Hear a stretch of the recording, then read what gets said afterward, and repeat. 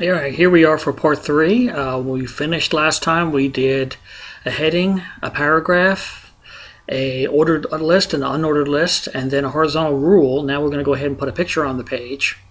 Okay, so how do we do that? Well, we have to go get a picture first. So let's go to CNN. They always have a nice small picture. Okay, let's see if we can find a picture, not a video. Okay, they always have a nice picture. So where is the picture? Okay, let's try this one.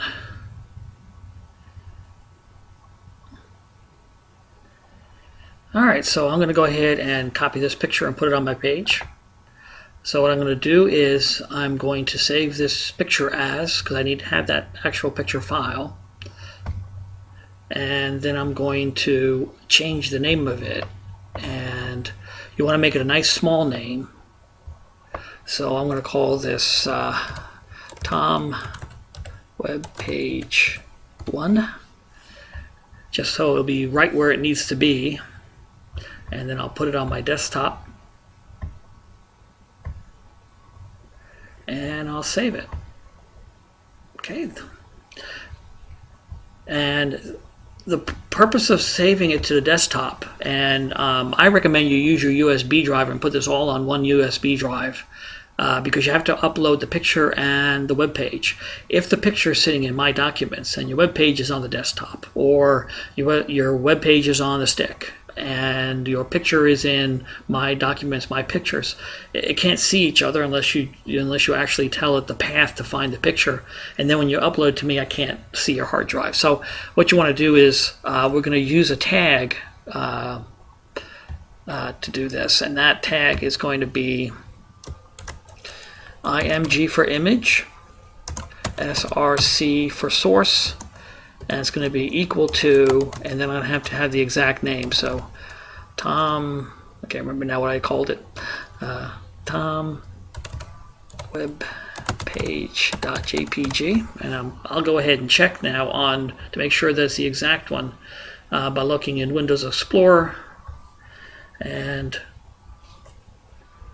okay, so I called it Tom webpage.1.jpg. You may find that you don't have the .jpg at the end because by default your computer hides the .jpg, but you want to make sure you include that.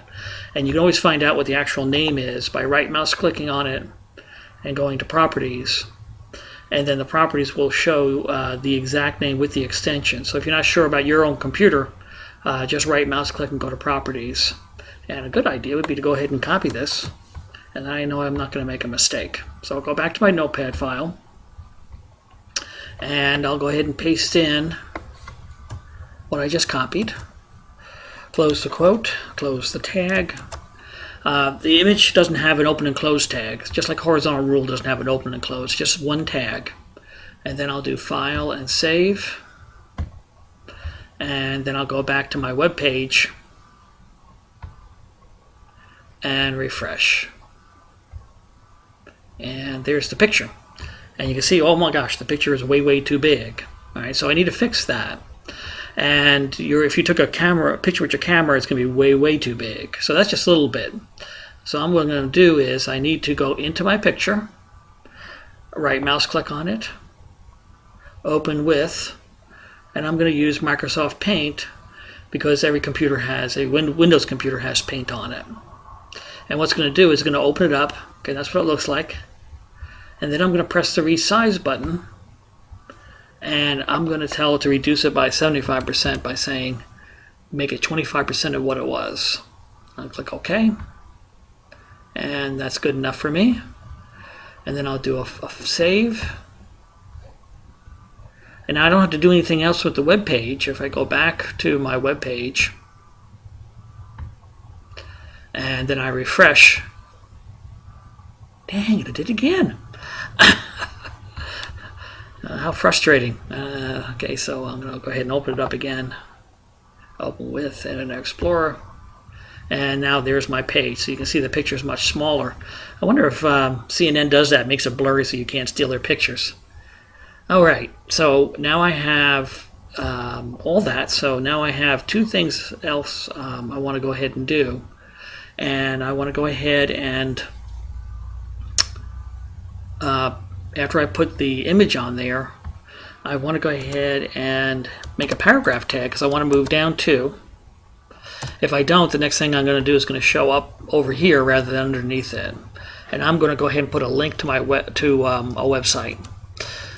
And we do that by using the A tag, and we're going to do href, which is a hypertext reference, and that's going to be equal to, and then I'm going to have to tell it where I want it to go. But we start that with http:// www. And let's go back to cnn.com, and then we close the quote, close the tag. Now that's only half of it. That tells us where we want to go. But what we need to do is we need to tell it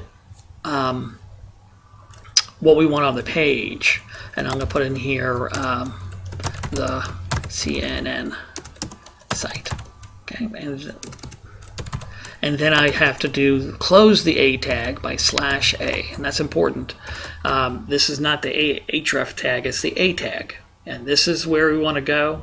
This is what shows up on the page, and this closes the tag. So again, we'll do File and Save. Then we'll come back and refresh. And you can see now I have the CNN site. And when I click on that, it takes me to CNN.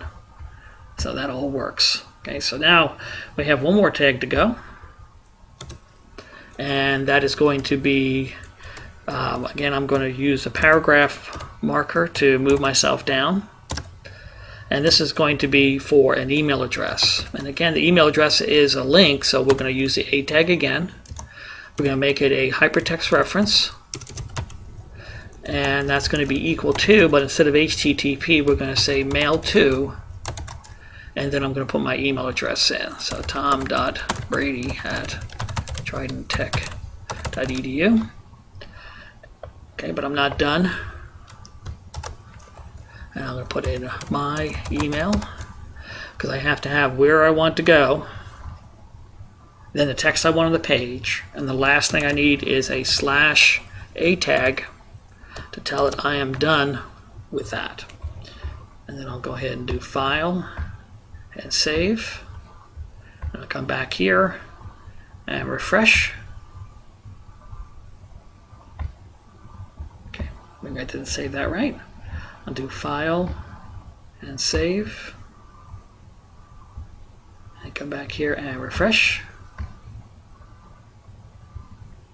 And what happened is you can see that it didn't show up. So what's going on with that? Well, I made a mistake. If I come back here, I started my quote here, but I didn't end it at the end of edu. And you can see a very simple error like that can cause all sorts of problems. So you have to be very precise when you're typing this in. Let's do File and Save. And then come back and refresh. There we go. Now it's working perfect. Do not click on that, because when you click on that, it's going to open up your email client, which you probably don't have set up on your thing. If you mouse over it, though, I'll be able to see whether you've done this correctly or not. An important thing, notice that this one here is purple and this one down here is blue. Visited sites, because we went to the CNN site, are purple. Sites you haven't visited are blue, and that's why do not use purple as a background color or blue as a background color, because if you do, one of these will disappear and you won't be able to see it. The other thing to remember is that this tomwebpage.1.jpg is a separate file from tomswebpage.htm. When you upload your assignment, make sure you upload both of this picture file and this .htm file. All right, well, that's the webpage assignment.